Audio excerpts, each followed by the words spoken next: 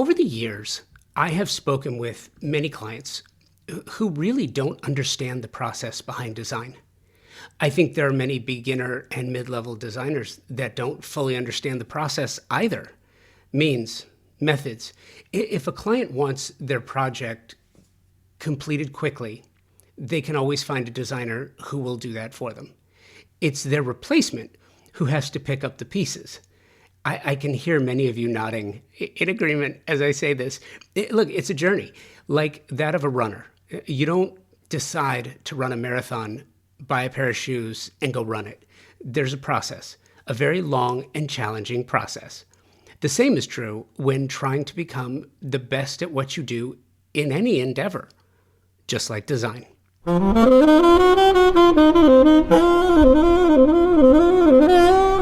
Today, you are going to hear from Holle Hollenbeck. Holle and I discussed the parallels between long-distance running and project management. Holle, an experienced ultra-distance runner, shared her lessons learned from participating in challenging races, emphasizing the importance of strategic planning, determination, and experience.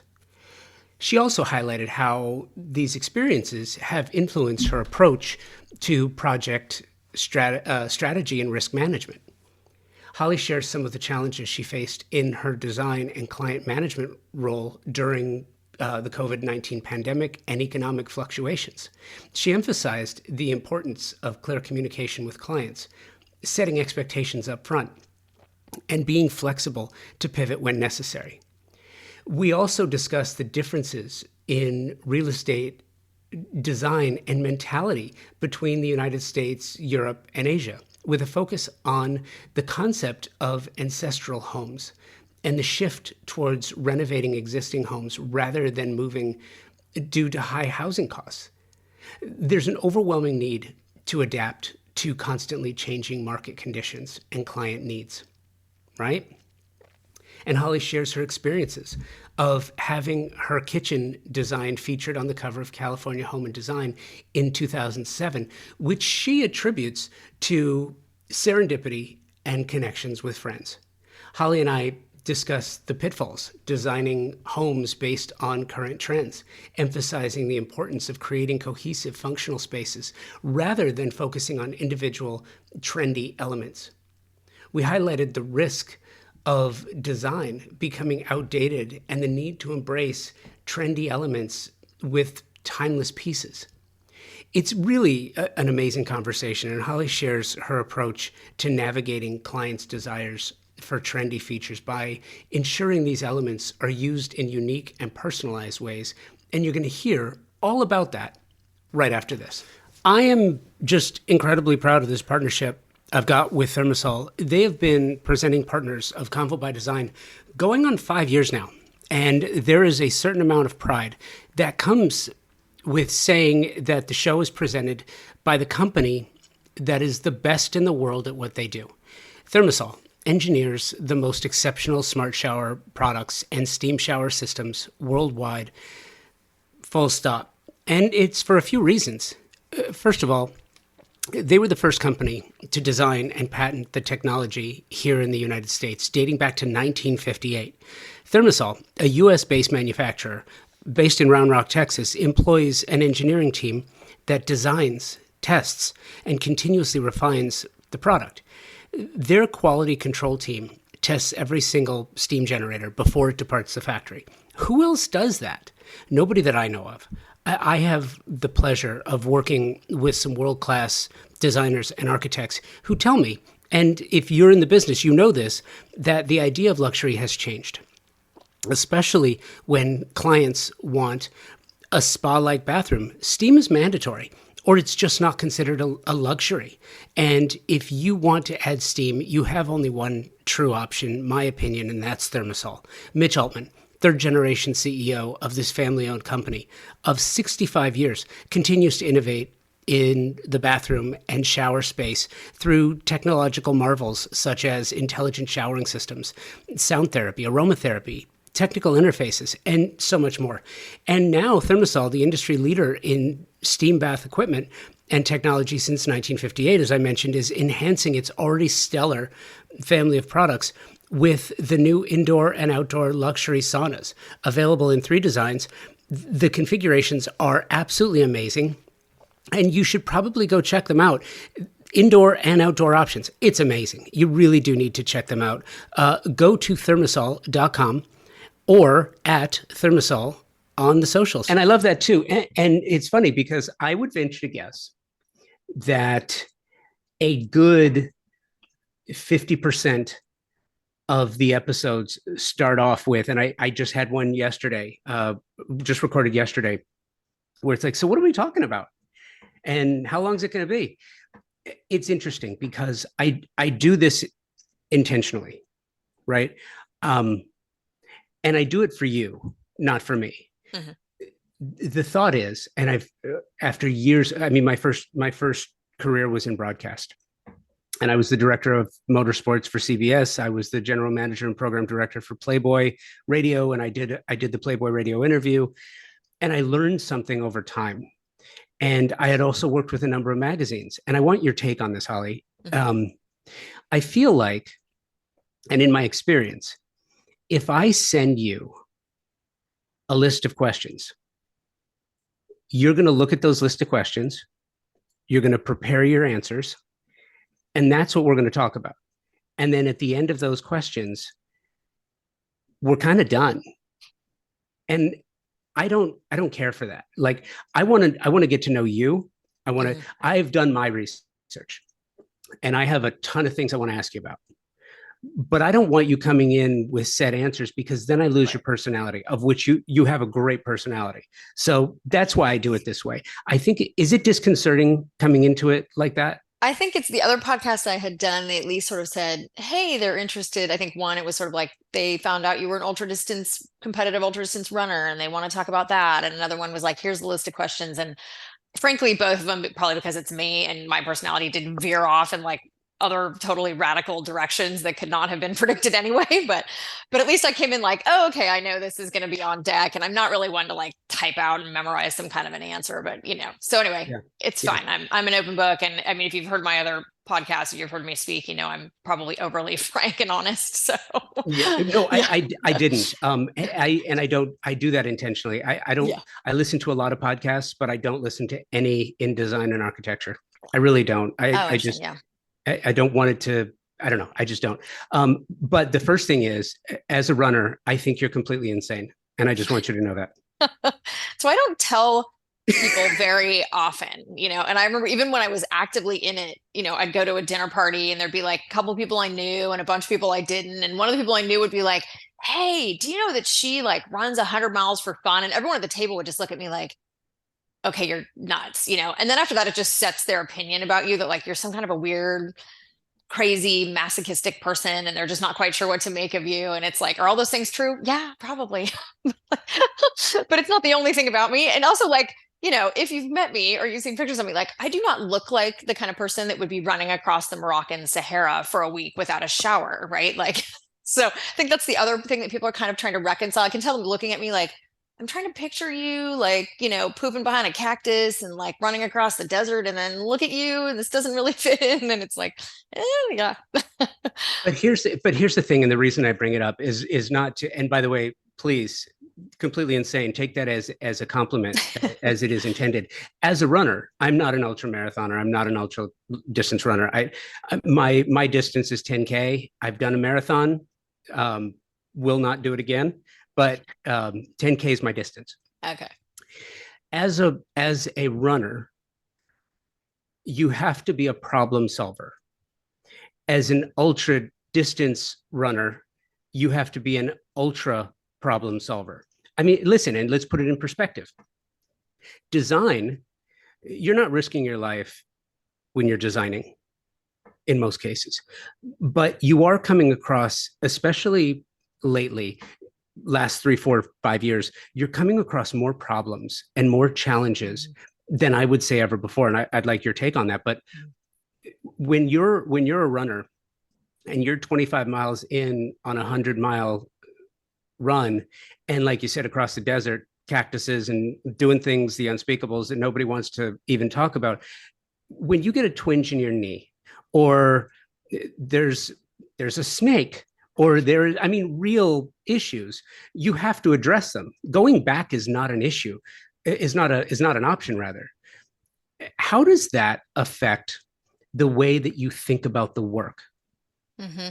It's a good question. So a couple of ways. I would say you're right that planning for any kind of a ultra distance run, whether it's a 100 mile or a multi-day race, and particularly the multi-day races, because that one in Morocco was self-supported. So it was 152 miles the year I ran it. The distance and the route changes every year, but it's always about that length. Completely self-supported. So you have to bring all your own food, your own clothing, ground pad, sleeping bag, et cetera, et cetera. So there's a lot of strategic planning about sort of, if you're going to spend a week living out of a backpack this big, what goes into that? What do you absolutely need to survive? Because you're not going to just like halfway in decide, oh God, I got to run by Target and pick up some more chips. Like that's not going to happen.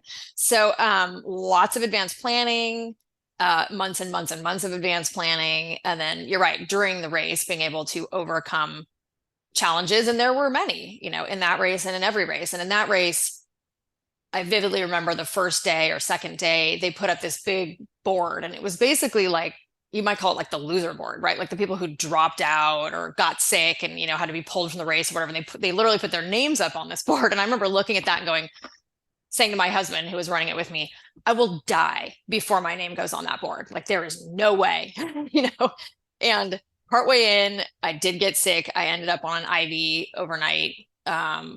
The medical tent only spoke French. I speak zero French. They actually missed my vein and they ended up pumping my bicep full of fluids instead. So I had this like massively swollen bicep, and I had to get up the next morning and run a marathon across the desert wearing a 28-pound backpack.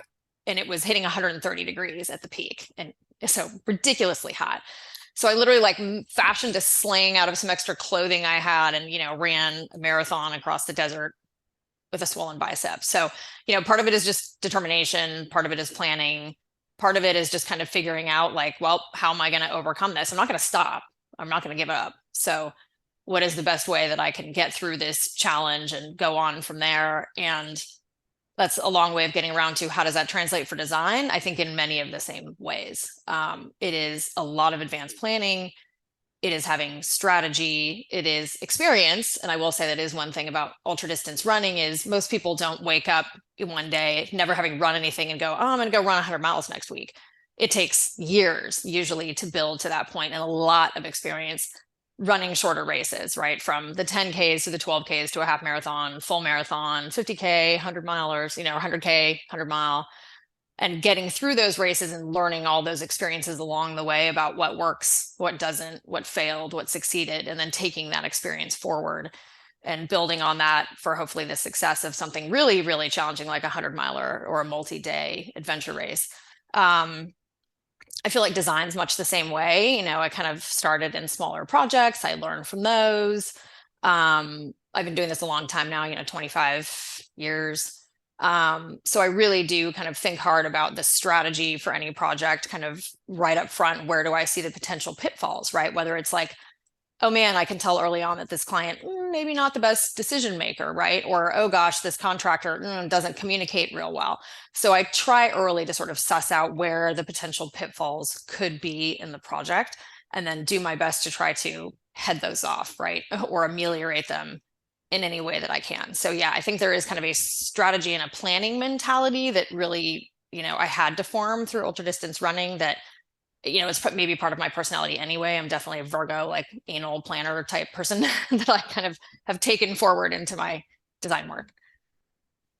Well, and it's so funny too because I love my design friends in design. I love my friends that are architects. I love my friends that are designers. I really, really do.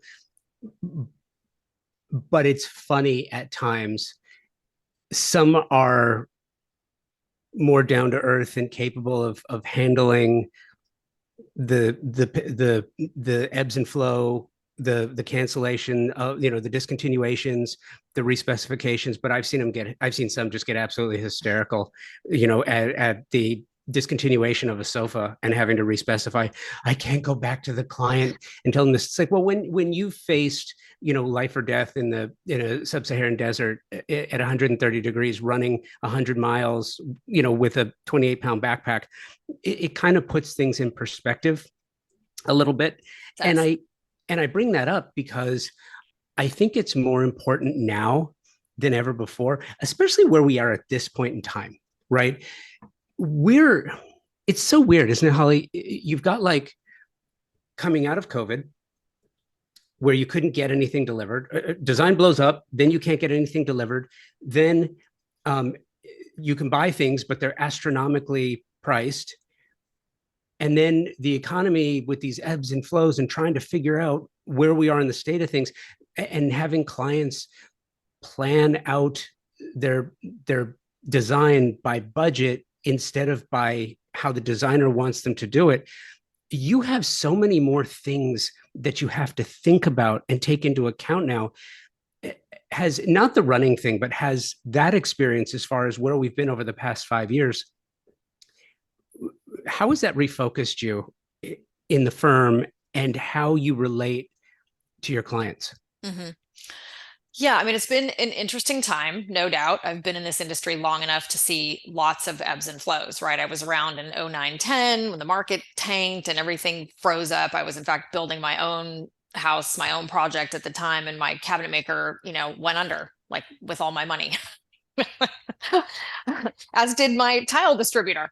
It was not fun. So, I've definitely been around long enough to kind of see, right, that this industry, like many, I suppose, does go in waves. And we are very closely tied to the housing market, the economy. And here in the Bay Area, we're closely tied to tech. So if there are tech layoffs, there's kind of this sense of malaise, people start panicking. So, I guess I have a long-term view, which again, was that informed by ultra running? It might be, sort of like I have my eye on the prize and I have a really long-term view on things, which is if things are bad in the short run, I don't panic. I know they're always going to turn around. They'll always get better. But, am I aware that there is more awareness with clients of interest rates, property values, budgets in general? Yes. And is it a creative endeavor? It is. Is it also money? Yes, it's a lot of money. And it is, can be a stressful experience for clients. I try to mitigate that to the degree possible by very clear communication with clients up front about time and money. It's where I often see some of my colleagues and friends in the design world run into trouble, is when there's not enough conversation at the front end about, yes, this is what we want it to look like. This is what we want it to feel like. We want it to be beautiful and comfortable and all these things.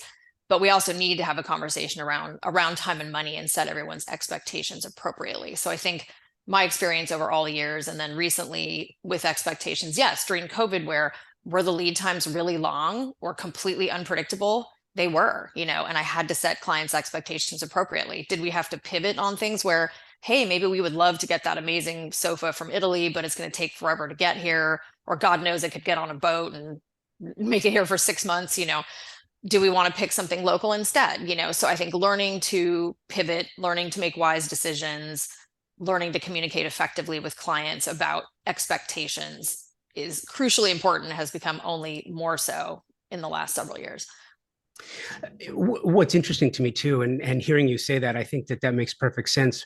One of the things, and by the way, I'm fully cognizant and aware that I am not going to change what I'm about to say, but I think it's important to recognize it, because from my experience, people just don't understand the concept. They don't think about it this way, even though we act this way. We consider, I think that's why the financial crisis, the financial crisis, 07, 08, 09, post-pandemic, kind of where we are now, where people feel differently based on real estate prices. Mm-hmm. And I feel like design over the years in America has become very transactional in many cases, as people will relate, like, what does that do for the resale value? If you look, and it's a valid point because of the way that we live here in the States. If you go to some places in Europe or Asia where they have generational homes, where homes have been in the family for decades, if not centuries. It's not, they don't move from Mhm. one house to the next and then redesign it and then flip it. Flipping is flipping's an American thing. I think we invented the art of flipping, right? I think so. It's Yes. I think the mentality is very different. And as a designer, I mean, look, architects, and I've said this before, architects are designing for 50, 75, 100, 200 years. Um, Designers are looking at a window of 15, 20, 25 years, at which point, look, materiality, it's Mm. material is going to fade, it's going to rip, it's going to tear, daily use, it's that happens. But if you were to view something as a generational home, as an ancestral family home, then you're not really thinking about sort of the resale value, which I feel like would get back to the intrinsic value of design. Hmm.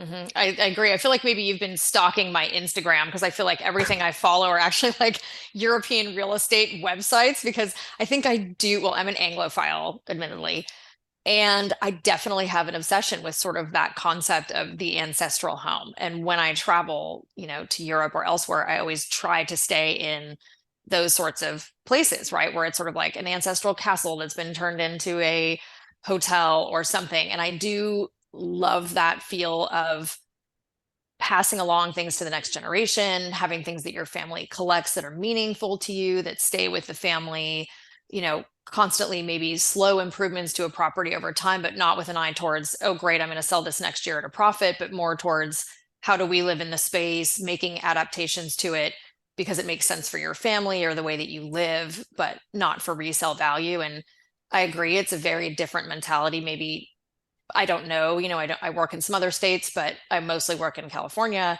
And here, the mentality very much is it's a huge investment. For many people, it's the most valuable thing they have or own. They're very concerned with their ability to sell it at some point, whether it's sooner or later for a profit. And so I definitely get that question quite a bit from clients, sort of the, gee, what would you do to this to maximize the value? Or telling me, oh, we have to keep in mind that I'm going to sell this. So we don't want to do anything too polarizing, right? And of course, we do it. It's not my favorite thing. I definitely prefer the projects and the clients who are either building a legacy home, something that they intend to keep. And for us, that tends to be more of the ground up projects where I feel like someone's really buying a lot and they're building a house, because they see themselves living there forever and retiring there and having their grandkids there and hopefully handing it down to another family member. And I also love the projects, which again, they're fewer and further between, but for clients who have so much money that they just don't care, where resale doesn't matter. And it's funny because I tend to be practically minded and I've heard enough people ask about resale that sometimes even I will be the one that's like, okay, I know this crazy fireplace was my idea, but are we at all worried about like someday when you sell it, what does someone else think? And thankfully, I have a few clients who are like, I don't care. I don't really care at all. And maybe when I'm done with this house, I'll just blow it up or burn it down. I don't care. Like it doesn't matter, And those are fun. That's so freeing, right? Because then it really does get down to the essence of what does this person want? How do they live? How are they going to experience this space? What are their passions, their hobbies, their collections, their lifestyle? And that truly drives it with no thought whatsoever of what does the outside world think? What are their friends going to think? What about someone buys this someday? Those things are just off the table. And I think that's true creative freedom, right? Is just to be able to have the truest expression of that client's life and lifestyle with no concern for inherent resale value. Yeah, and I think too, to your point, um, I kind of feel like where we're going with housing stock in this country. I mean, it's interesting because I relocated from Manhattan Beach, California, to Tulsa, Oklahoma. Quality of life is, I don't want to say it's better. It's just very, very different. Mm-hmm. It's far more, it's less complicated in Oklahoma than it is in California. I can be downtown in 7 minutes. If I left Manhattan Beach, getting downtown would take me an hour, and it is what it is. Cost of living super high. I think that we've in an HGTV world where everything's about, well, let's flip this, let's resell that, let's whatever. I think that it's taken kind of the collective eye off of the quality of work and turned it into a commodity. And I think that we're going in a direction now where, and I think a lot of people may have learned it. I want your take on this, especially where you are in the Bay Area, when mortgage rates get to be over 7%, over 6.5%, somebody who is paying, who still has 20 years left on a 2.5% mortgage of $800,000 or so because the housing is so expensive, they're not moving because the cost would be too much. It's cost prohibitive. So now they're looking at design. Did you get a lot of clients, a lot of work? Did you get work based on that principle alone, do you think? Good question. So it's too expensive to move, so I'm going to renovate my existing space. I feel like that's definitely happened. We've had a few projects where we actually did one in Mill Valley for a client where we had actually designed the entire thing, specified everything. The contractor priced it, and then the clients were like, whoa, whoa, whoa, we're going to pause. We're going to take a look at what else is on the market because, hey, if we're going to spend this kind of money on this house, maybe we just want to sell it, take that money and buy something else, And so they put us on pause for like 2 months and they took a look at everything else that was out there.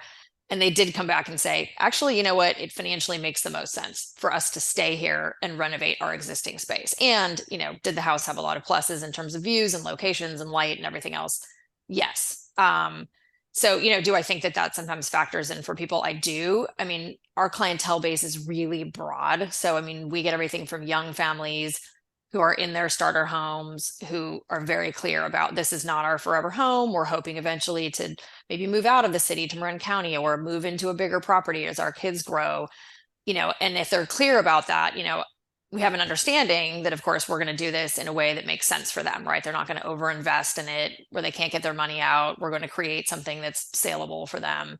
And I completely get that mentality and I'm willing to work within that, right? And on the other end, we get clients who, buy 35 acres in Wyoming and build, 4 separate structures, and it's kind of a legacy property, without any real fear of, over investing or selling it. So, which for me is fun. I mean, honestly, I kind of like working at all those different levels. Design always has its challenges and its parameters and guidelines that you have to meet. And I can work within those and I kind of enjoy the challenge of that. And I also enjoy the projects that don't have those, right? And are just completely open-ended and no budget and sky's the limit. Those are great Oh, too. who doesn't want that? Those are the most fun, of course. Really? Really? Those are the most fun for you? Okay. Good to know. Noted. I'll write that down.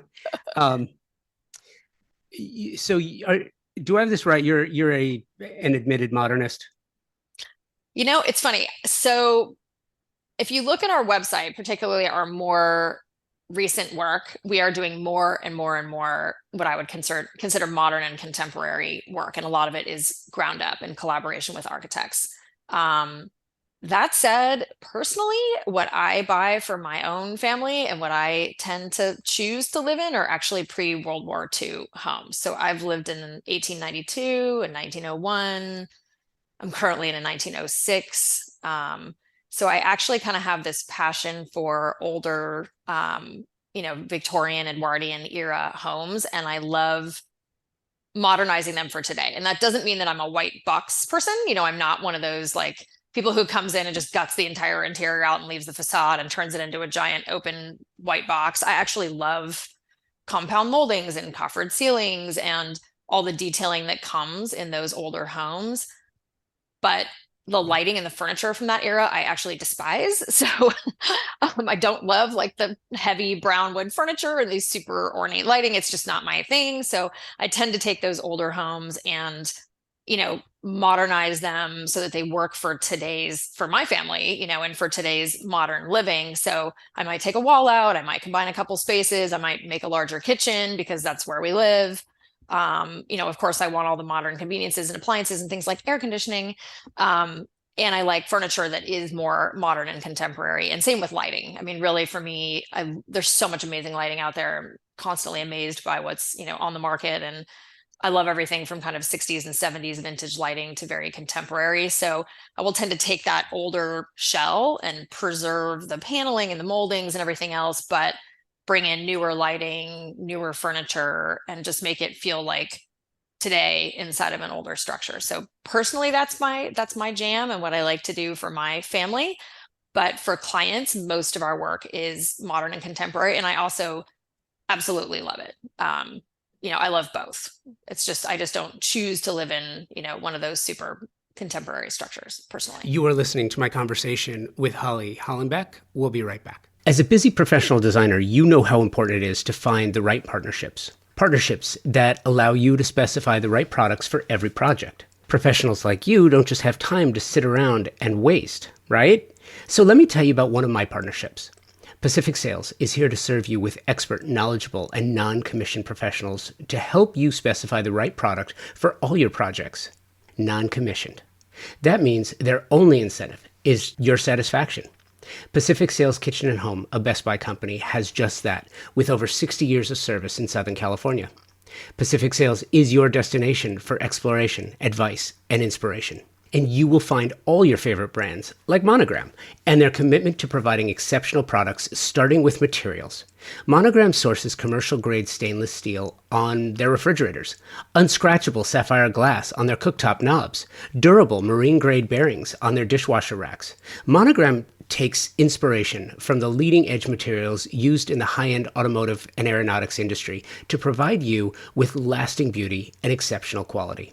The beauty is backed by the same level of attention to performance, which is why Monogram appliances are trusted and sought after by chefs all over the country. Chain-driven French oven doors that can be opened with one hand, and an industry-exclusive hearth oven that allows for all-electric indoor brick oven-style cooking without the need for external ventilation. These are just a few of the things that make Monogram so special. Pacific Sales features Monogram appliances, and Pacific Sales Kitchen and Home team is here to help you and offer their Pro Rewards program, which is a trade program unlike any you have experienced before. And here's the cherry on top, access. Access to exclusive builder trade incentives from top brands like Monogram. Visit a Pacific Sales showroom today to learn how you can unlock additional savings and benefits. Don't miss out on the opportunity to work with the best of the best. Visit Pacific Sales Kitchen and Home today and elevate your projects to new heights. Pacific Sales Kitchen and Home, where excellence meets expertise. The absolute best specifying designers, architects, and landscape designers are all highly focused on the technology and performance of products and materials today. You just have to be. And you have to because the products you specify for your projects have to perform and they have to last. That is one of the reasons why I am so incredibly proud to be working with TimberTech. Their focus on the technical renaissance of synthetic decking is literally changing the conversation about innovation and performance.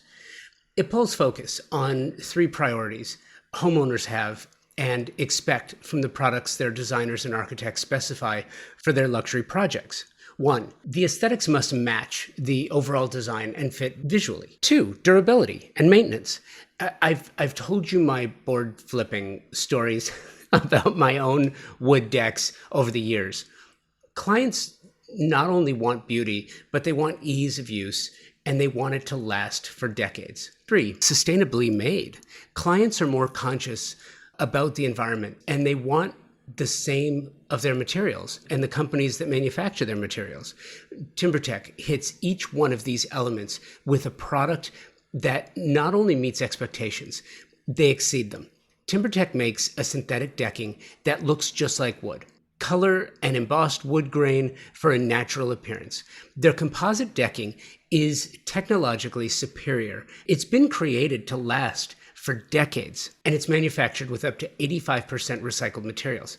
85% recycled materials. Their advanced PVC vintage and landmark collections have a Class A flame spread rating, making these products an amazing choice for wildfire-prone areas, which unfortunately continues to grow on the risk map. Check the show notes for more information about this and to find the nearest showroom or lumberyard where you can find TimberTech. You can also check them out directly, timbertech.com. What's your story? How did you get into design in the first place? So I had a very convoluted route, which I think is not uncommon. At least, probably half my designer friends in San Francisco came out of other fields first. I went to UCLA. I studied mass communications, and for most of college, I thought that I was going to be a broadcast journalist. That was really my plan. Um, I interned at KABC Los Angeles between my junior and senior year, thinking like, Ra- great, this is what Radio or TV? TV, Okay. thinking this is what I'm going to do. And that was one of those summers like now, fires, lots of fires. And I basically spent my whole summer editing kind of fire footage and then footage of shootings and stabbings and all kinds of horrible things. And I was that fall, I took a honors course with I think his name was Shento Iyengar. So like a very small course that was about violence in the media. And we learned about sort of how it affects people's perceptions of their own personal safety. And anyway, it just kind of made me walk out of it feeling like, do I really want to be a part of this? I'm not sure that I do. Maybe this isn't really for me. By the time I graduated, I was like, I don't want to be in broadcast journalism. Now I don't know what I want to do. So I interviewed for a job in an advertising firm. I got the offer. It was incredibly low. This is like 19. I'm dating myself here and aging myself, but this is 1995. I think they offered me like $30,000 a year, like an entry level position as like a, manager, account manager. And I remember going to my parents and saying, yay, I got a job offer, but it's really low. And even, back then in the Stone Age of 1995, you could not live in San Francisco on $30,000 a year. So I kind of said, Yeah. can you help me out? Because the ad firm says if I do well and I prove myself, and I will, then the salary jumps up and I'll be able to support myself. And my parents' attitude was very much, we've paid for college and we give you nothing else. And so my mother said, nope. And I suggest you get the highest paying job you can get doing whatever it is that you can do. And I was like, I don't think you want me doing that, Mom. Do you? I mean, we all know what that is, but I don't think you want that. So I was like, now what? So I remember calling a friend and bemoaning on the phone, like, oh my God, I got to get out of my parents' house. I need a job. I need a high paying job. And she said, well, I just got hired by this investment bank and they're paying me like $68,000 a year. And everyone's young and smart and fun. And, this is an assistant job. And I'm like, I just graduated with honors from UCLA. I'm not going to be an assistant, but the pay was great. All the assistants there were from Berkeley and UCLA and Davis. They were all really smart. So I took the job. I just wanted to get out of my parents' house and get a job. Ended up really enjoying it. The people were fantastic. They're still some of my closest friends today. It's in fact where I met my husband. And I parlayed that into working in recruiting for them. I started recruiting analysts into the bullpen. So I left there. I went to the Law and Economics Consulting Group in the East Bay, and I recruited PhD economists for them. Went from there to an internet startup where I was kind of the first hire by the three founders to recruit all the staff, find them an office, buy out the office furniture. I ran the books for them. I kind of did everything. I was like the girl Friday for the founders. Spent a year there when it was pretty clear they were going to eventually crash and burn and decided to jump ship before that happened. So once again, out to sea, sort of like, how did I end up in this weird recruiter office manager role? This is not really what I want to do with my life. Time to take a pause. And my husband very kindly, by that time he's my husband, sort of said, why don't you take a year off and think about what you want to do? I was seriously ultra distance running at that time. So it was great because I just sort of went running for hours and hours every day and thought about it and kind of went back to childhood and thinking about what did I love? What kind of job do I want? What kind of lifestyle do I want to have? And remembered that as a kid, I loved stealing my mom's architectural digests and reading them. She always had them, but I don't know that she ever actually looked at them, but I did. And I loved drawing houses. I was really artistic as a kid. My grandmother was a painter. I used to go paint with her on Sundays. And I love to draw. And I thought, maybe I want something more artistic this time. And I don't love sitting in an office all day, every day. I want a job where I can be out. I want to be with people. I'm social.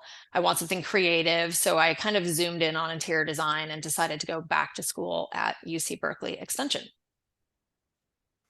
Interesting. And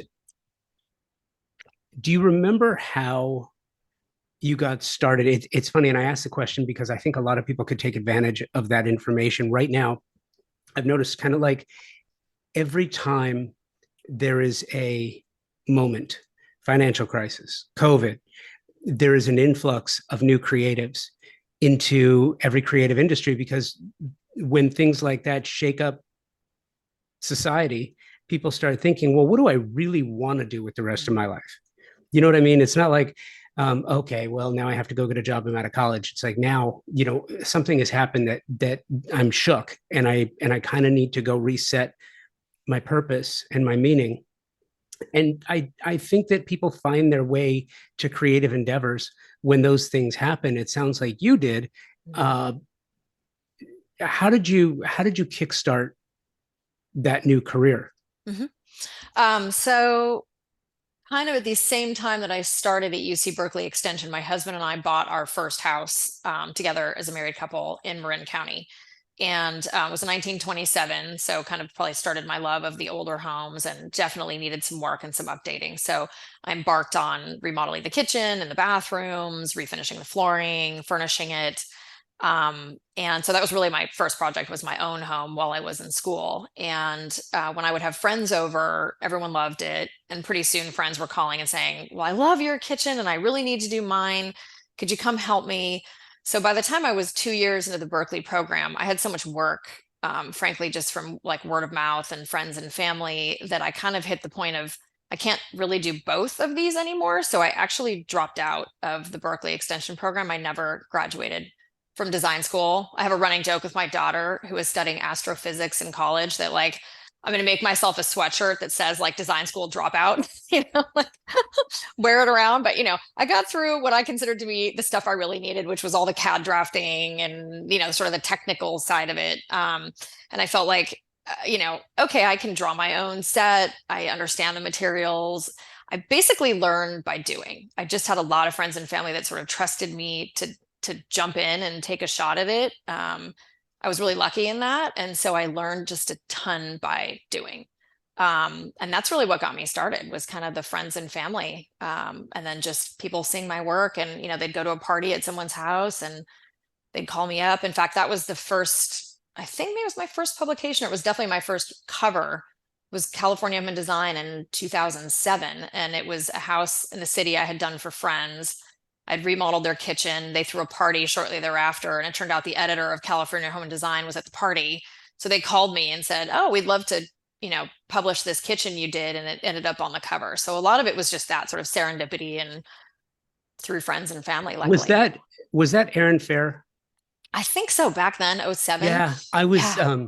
That's funny. I was with California Home and Design. I was consulting for them in, gosh, I want to say, '09, 2010, Hmm. right around that time. Yeah, yeah, Yeah. and it's funny because to this day, I know that Ali Grosslight is the publisher there, and I still love that magazine. I really do. I I, do I too. love I love that magazine. I love that magazine so much because I watched it grow. You know what I mean? And I think it gave attention. It started in San Francisco. It was them and 7 by 7. I think McAvoy owned it at the time, Mhm. and I bring it up because I love magazines. I love design magazines. I really do. I'm saddened by the state of design magazines today, um, because I don't think it. You talk about how your mom had Arc Digest, but she never really read it. But if you go back and you look at those old issues of, my friend George Smart with U.S. Modernist Radio has, like, I don't know, 75 or 100 years of Arc Digest. He's got them all, right? Oh, And you look through the old ones and it's just like so cool to see what was happening at the time and really get into it, not the celebrity stuff that it's you have changed today. a It's lot. it's changed. Yeah. Yeah, sadly. Eh, yeah, yeah. And that's why I think that my hope, when I started doing this, I love that when other designers will come up to me and say, "Oh my gosh, I heard that episode with Holly, and her backstory was so inspiring for me." And I'll send you an email when that happens, and it will. I love when that happens because I think that this industry is so special, and it's made up of special people doing really special things, that it's important to kind of focus on the work a little bit. And I kind of feel like, especially on the media side, we've kind of gotten away from that a little bit. I agree. I definitely lament the change. I feel like Elle Decor and Arc Digest, probably the most, have really gone the route of chasing celebrities. And, I'm probably now going to get myself banned from ever being published in either one. But there's definitely projects in there where I look at, I'm like, really? This is like the best project that you could have found in the entire country? Or is it just because it belongs to X celebrity or, TikTok star or whatever? It's just, yeah, I find it a little demoralizing and depressing because there's so much incredible design out there that should have a light shined on it that I think often gets overlooked because the owners, won't be named or aren't celebrities or whatever it is. So thankfully there are still, and I agree, California Home and Design is one of them. I think Lux is as well, right? That kind of really highlights great design without being concerned that it have a celebrity name or a recognizable name attached to the work. So, I feel lucky that I've, been in both those publications and I think they do a great job, but I guess I understand that those bigger national magazines, they have to sell magazines and they need eyeballs, and they need eyeballs that maybe aren't necessarily design people, but who might buy it because Kim Kardashian's on the front, sitting on her couch. I don't know. Yeah, well, and by the way, it's interesting because, your background and mine is very similar. When I was in school, I did an internship. I was asking radio or TV because I was at KLOS in Los Angeles. Okay. I did an internship for Mark and Brian back in the early 90s. I date myself too. And it was KABC and KLOS in the same building. And what was really interesting to me at the time, and then later working for Bonneville Media and being the music rep for an alternative station in Dallas in the mid 90s, it was so interesting to me because in addition to my love of design and architecture, I love music. I mean, I love music. And what happened to radio and the music industry, I've had this conversation with designers who will say, oh, it's nothing like that. It's completely different. It's really not. If you think about it, the record industry in the mid 90s was, CDs had become incredibly popular and people were transitioning from their cassette tapes and vinyl to CDs, where you'd have a CD like Alanis Morissette is on those US Cellular commercials now. It's so funny, right? Yes. Yeah. And my kids are like, who's that? It's so funny. I asked, we were watching the Olympics last night and that commercial came on. And I said to my daughter, I was like, do you know who that is? And why the ironic conversation is so funny. She's like, no, who is it? She asked actually if it was Sandra Bullock and that was a Speed commercial or if it was something from Speed. Like that was the reference. Smart, but no. Long dark hair adjacent. Yeah. Yeah. But what's interesting is Alanis Morissette, Jagged Little Pill, 1996, right around there. Mm-hmm. So I was in Dallas at the time and cuts from Jagged Little Pill were on alternative, CHR, adult contemporary. I mean, you name it. She had 7 songs from one album on all these different formats and all these different radio stations. She blew up. It was incredible. Yeah, she did. That's when you would buy a CD and you would have, 7 or 8 songs on a CD that are amazing. Bush, Razor Blade Suitcase, amazing. Yeah. But now, and then so 7 or 8 that are great, and then a couple that are, they're B-sides, they're okay, and one it's like, wow, I don't know what they were thinking, I don't know what that is, but but it's fun anyway. Yeah. But now people don't buy CDs anymore; we buy songs. Yeah. And the way that I equate that to design is by saying, if all you're going to focus on is what a celebrity kitchen looks like, or if all you're going to focus on is what this one room like.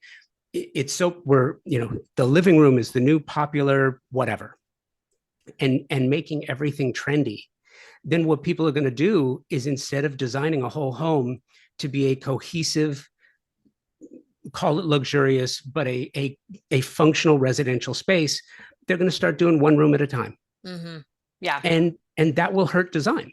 Yeah, I agree. And I've seen houses like that. Interestingly, we just picked up a project here in San Francisco where that's kind of what happened to it. It's sort of like someone did part of the house and then she brought in another designer who did another room. And it's like you walk from one room to the next and it's like, whoa, this does not hang together. And these rooms do not feel like they belong in the same house. And one of the rooms in particular is very, very trendy, right?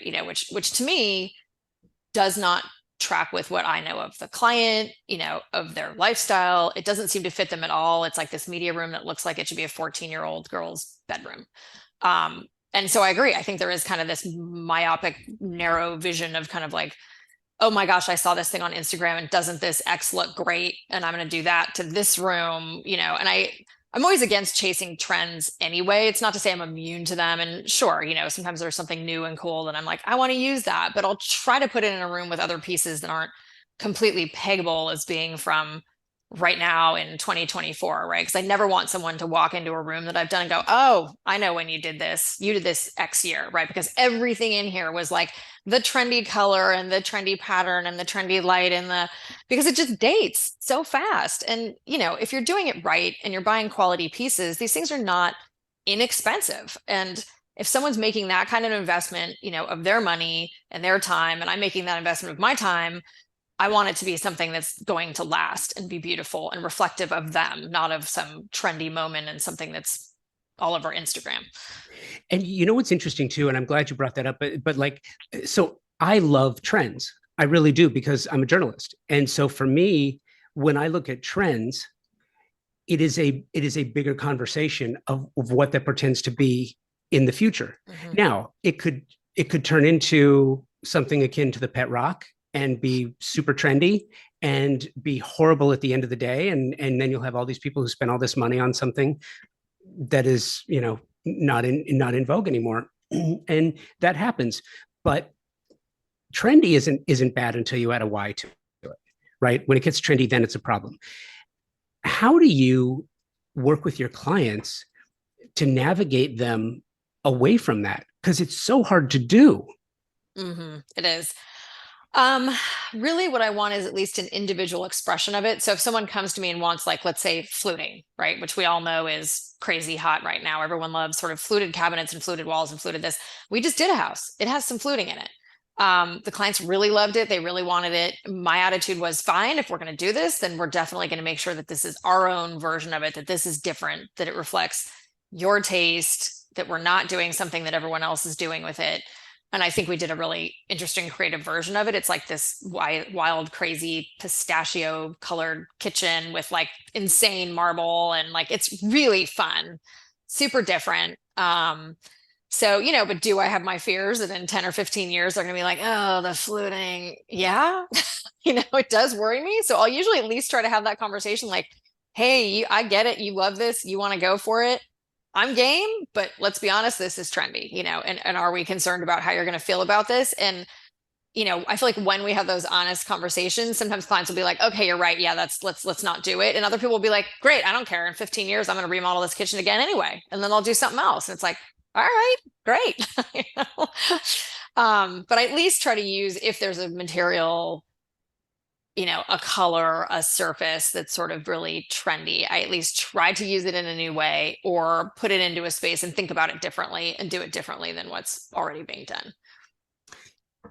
With that, I kind of want to transition to the work. What I absolutely love to do. This has become so fun and special for me over the years, is to speak with designers about how they approach the work and what they do and how they do it and why they do it, and then to actually go to the work and walk through some of it to see it in action. And it's so much fun for me. So, per usual, for those listening to the show, go to the show notes and HSH Interiors. There will be a link to the website, to the projects page. And one thing that Holly, I love this, that you name your projects. Thank you. It makes it so much easier to talk about. There are some that are like, they don't name them. They just put them on there. It's like, okay, well, we're going to have to walk through it, but you name them. And I love that. And it also says a lot about them. So the first one I actually wanted to talk to you about is the Edwardian Industrial, Revisited. Okay. And How you've was this? seen that it's on there twice, right? Which is why it's also termed Revisited. So I don't know if you noticed that. I didn't. Oh, okay. So I actually did that house twice. So that's why it's actually on our website. And I probably should put them next to each other so it's easier to find. But if you are in our section of our website where we have all of our projects, both on the boards and completed, further down towards the bottom is the first time we did Edwardian Industrial. And then it's on there okay, the second time, yeah, as Edwardian Industrial Revisited. So that house has a really, really interesting backstory, which is I bought that house for my family in 2007. It's in Mill Valley. It's one of the historic homes of Mill Valley. It dates back to 1892. So it's one of the 20 remaining original homes in Mill Valley, when it was actually like a mill town, that's the name. Um, and when I bought it, the house was a total wreck. I had bought it from a woman who she and her husband had sort of gutted it entirely. And then I don't know what happened. Divorce, ran out of money, something of the sort, boarded it up and left it just completely empty and gutted and had moved into the guest house. The yard was full of weeds, shingles were falling off it. It was just a mess. And, again, back to my love and passion for old homes, and I kind of like to save them. And this one was historically protected. So bought it, jumped in. It was really difficult to get through getting all of the permits for it because I added on 1,800 square feet. Again, read the I love old homes, but this one had 4 bedrooms upstairs, all sharing 1 bathroom, which might have worked in 1892, but is not going to work for today's modern family. So it needed a primary suite. It needed a garage. So those were things that I got the permits and eventually went into construction in 09. So rebuilt the entire place in 09-10 for my own family. And to look at it, it looks like everything in there in terms of the bones of the home, right? Like the moldings and the paneling and the doors and are all original. They are not. They were really just made to look so. I really wanted it to look original with a twist. It has a pretty strong English feel to it. So like the cast iron fireplaces in there are not something that you would have found in Mill Valley in 1892. They actually were imported from England. But again, I'm an Anglophile, so I really wanted the house to have like a very strong traditional English feel to it. So that was the first time I did the house. I lived in it with my family until 2013. And at that time, my children were dancing at the San Francisco Ballet, and my work was in the city, and my husband's work was in the city, and we found ourselves constantly commuting. Decided to move our daughter to a private school in the city, and then finally said, this makes no sense. Let's just move to San Francisco and consolidate our lives into the city. So sold it, thought that was the end of it. Didn't expect to ever have anything to do with the house ever again. It was sad. I definitely shed some tears over leaving that one. And then lo and behold, it resold again, to a buyer who turns out we have a friend in common. And once he found out that I was the designer on it and then I had done all the interiors for it, called me and said, I just bought your old house and I'm going to need you to come over here and do it again. So that was really fun, really interesting opportunity. I've never been able to do one of my homes twice. So it's interesting. Just one question before we get started, because I've never had the opportunity to ask someone this before. Coming in, was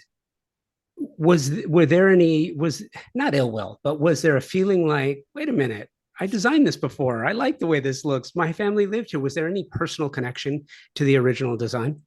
I definitely had a lot of emotional connection to the house. I was actually pregnant for a good portion of the time that we were rebuilding it.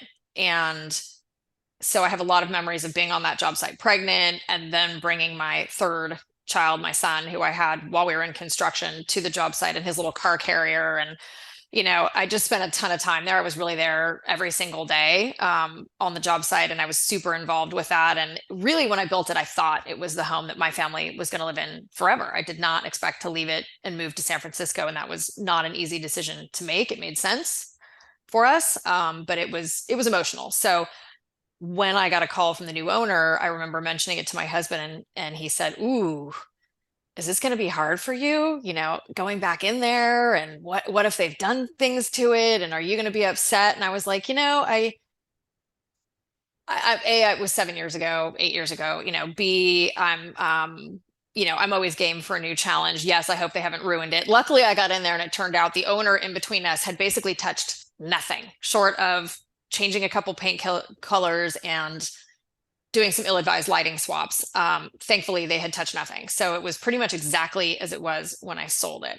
So that I was grateful to see. I might have shed some tears had someone like gutted the whole thing out, but they didn't, thankfully. So for me, it was actually fun. I was thrilled to see it was pretty much intact. And it was really fun to get to re-envision it for a new owner whose life is different than mine was and is. They have one child, I have 3.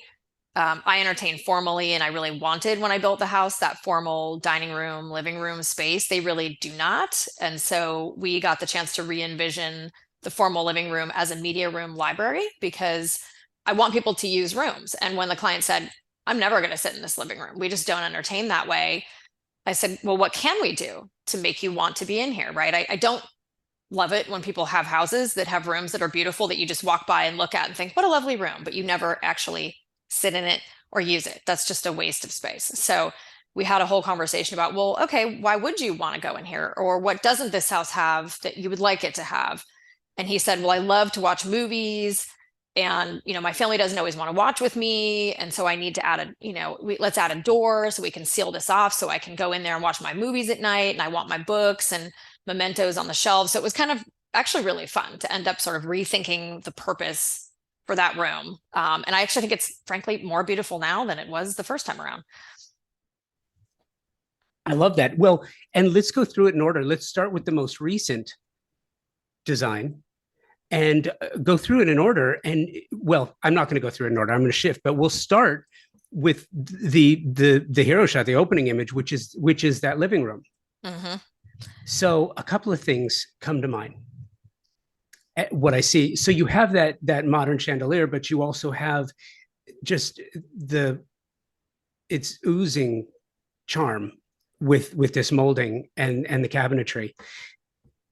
What was the purpose and the color palette too? I absolutely love the color palette. Is that a cobalt? Yeah, we call it kind of a deep, sort of a deep cobalt or a dark peacock blue. The house really does have a palette of kind of like deep violets, deep blues, dusty grays. There's no white in this house. And that was a very purposeful choice when I built it the first time, and it's remained that way. Why? I think at the time I was reacting to seeing so many, and this was sort of again, 09, 10. It was really what I was seeing as the beginning of particularly developers buying old homes in San Francisco, keeping the facades because they had to, because they were historically protected, gutting out the interiors and turning them into a giant open white box. And so to me, I felt like I just wanted to do the total antithesis of that. It was the absolute opposite of a white box. I wanted detail, I wanted layers, I wanted color and richness. So that's really what drove it the first time around, and I'm thrilled it's stayed that way. So I love that, and I'm gonna carry that over into the kitchen because this kitchen is amazing. Ugh, it's a jewel box.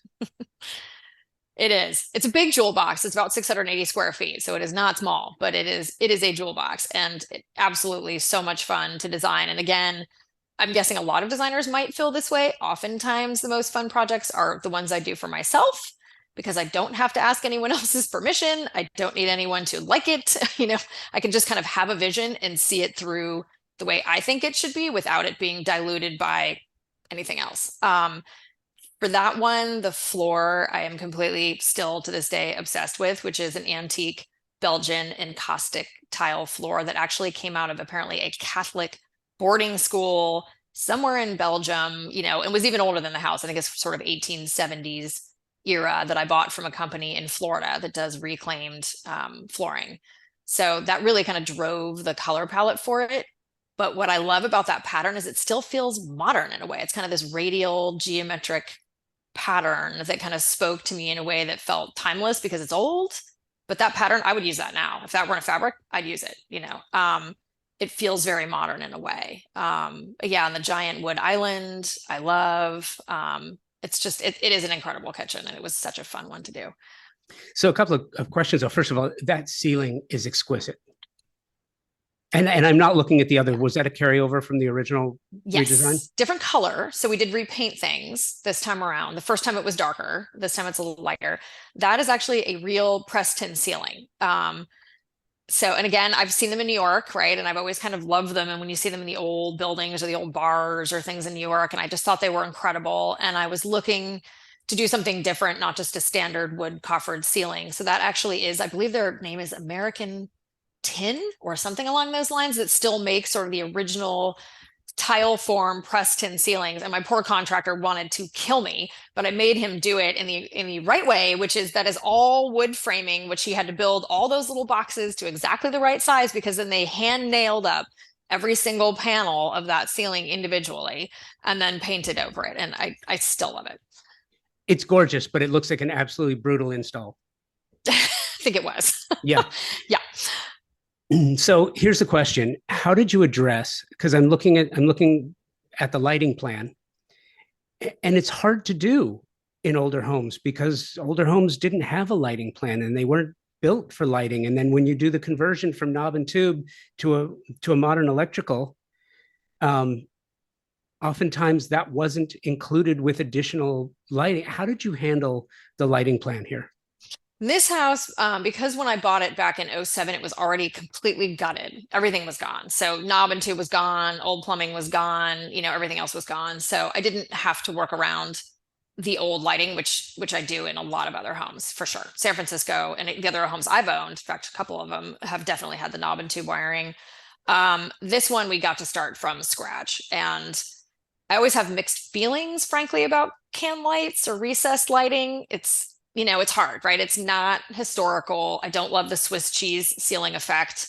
In this house, we really did it because it is kind of in the trees. It's in a grove of redwoods. There's not a ton of lighting. And because I knew I was going with a darker color palette, I felt like we really had to do it. In some other homes I've done, both for myself and for clients, we've actually just not done can lighting. I've actually gone with sconces and pendants and floor lamps and kind of decided to bypass the whole modern can lighting situation. But this house, it was, given its location and light exposure, it definitely needed it.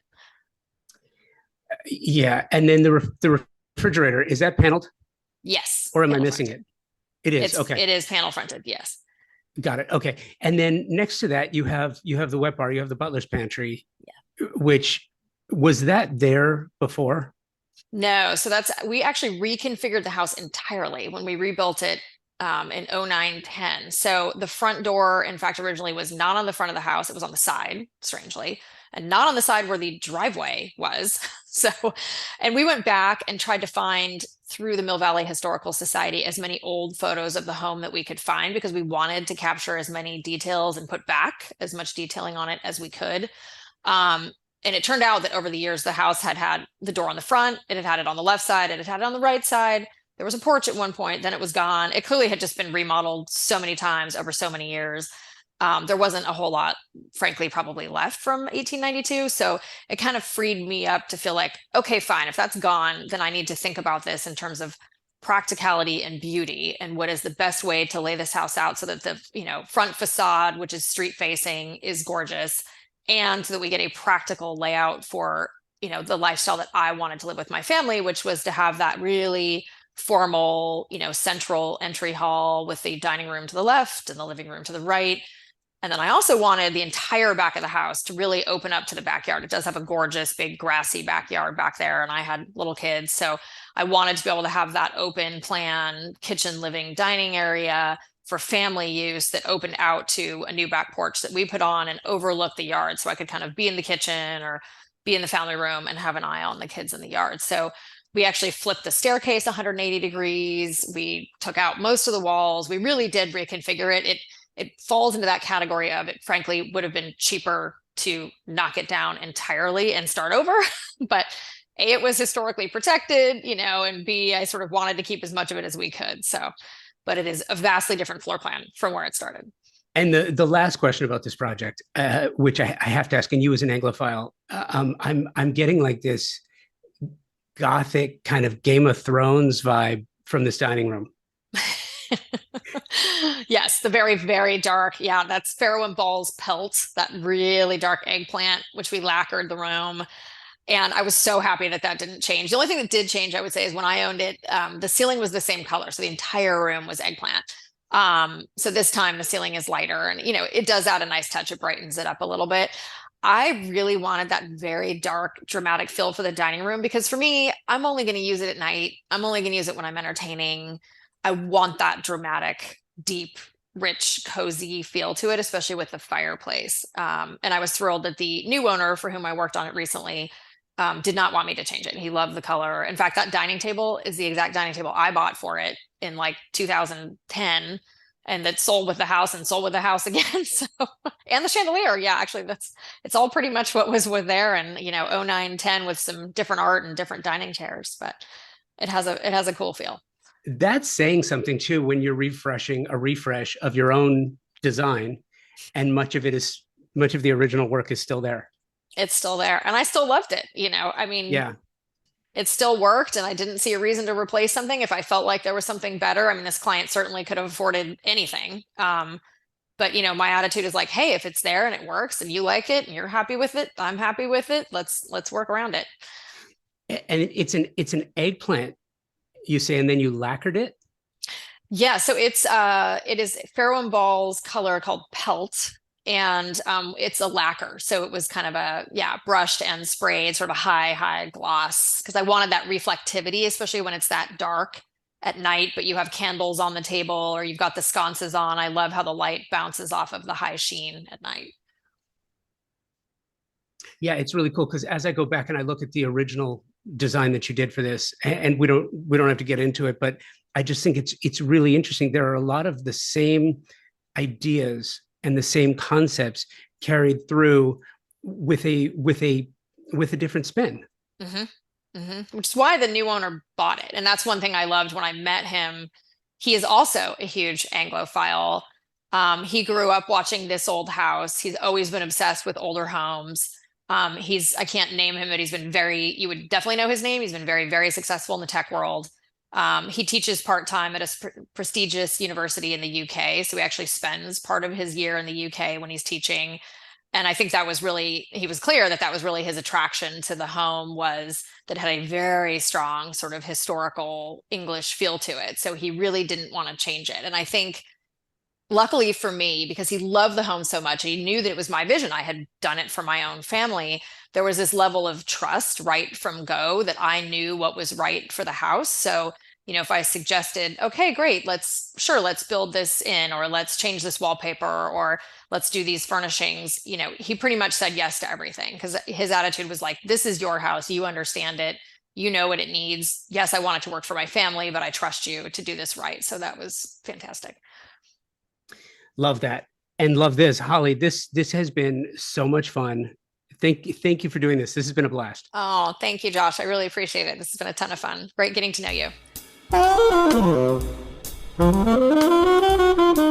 Design Hardware's newly remodeled showroom is where you will find a gallery-style space with a thoughtful display of products, purposefully positioned to allow unbridled exploration and discovery. High-end faucets, luxury tile, natural stone, wood floors, and bespoke hardware selections are presented in a holistic manner, strategically arranged to stimulate creativity and transition your vision from the conceptual stage to a fully realized space. Conveniently located, free parking available. Stop by to find your inspiration, collect samples, get expert advice, and tackle everything on your shopping list all in one place.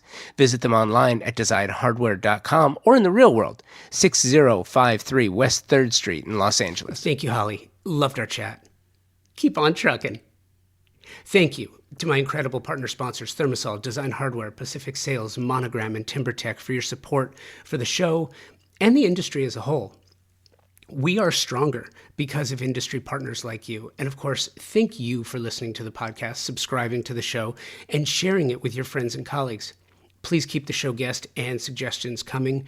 I do appreciate them and do my best to respond to everyone. Convo by Design at Outlook.com, and on Instagram, Convo by Design with an X. Thanks again for listening. Happy New Year.